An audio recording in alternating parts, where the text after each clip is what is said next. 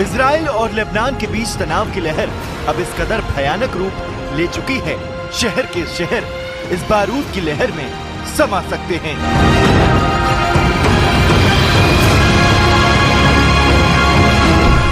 उत्तरी इजराइल पर हिजबुल्लाह के 100 से ज्यादा रॉकेट हमलों के बाद हालात भयंकर रूप ले चुके हैं।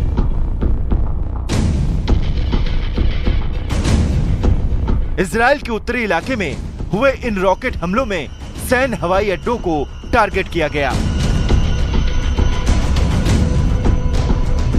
हाइफा शहर में हुआ यह हमला इतना भयानक था कि इस हमले में इजराइल की कई इमारतें ध्वस्त हो गई और कई कारों में आग लग गई।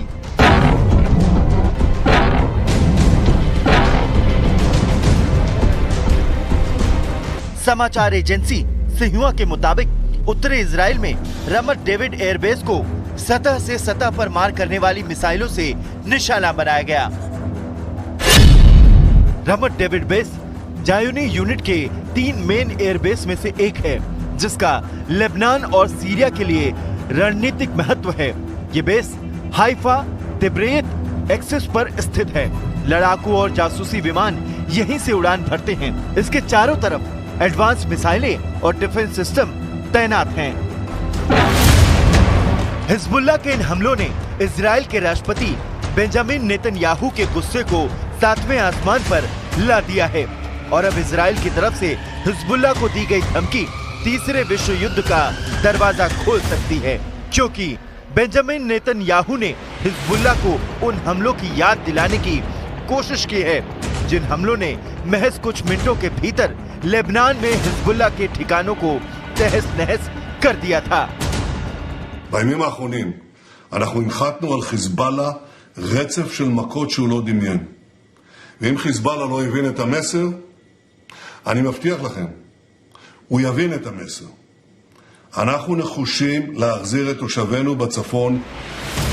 बेंजामिन नेतन्याहू ने अपने मैसेज में साफ कर दिया है कि अगर हिजबुल्लाह पुराने हमलों से सबक नहीं लेता तो उसे इजराइल पर हमलों की इतनी भारी कीमत चुकानी होगी कि लेबनान से हिजबुल्लाह के अस्तित्व को खत्म कर दिया जाएगा। उसका ट्रेलर इस वीडियो में देखा जा सकता है।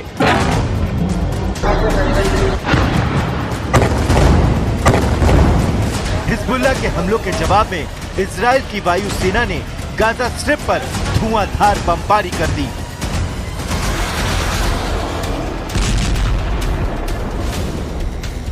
इजराइल की तरफ से कहा गया कि हिजबुल्लाह के सहयोगी हमास को टारगेट करने के लिए ये हमला किया गया है।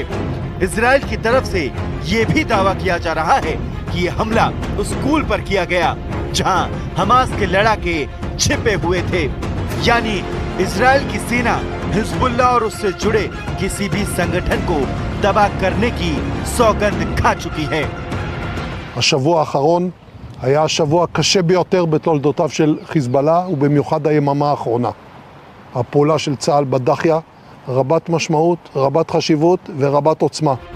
इजराइल और लेबनान के बीच बेकाबू होते हालात पर अमेरिका की नजरें भी लगातार बनी हुए हैं।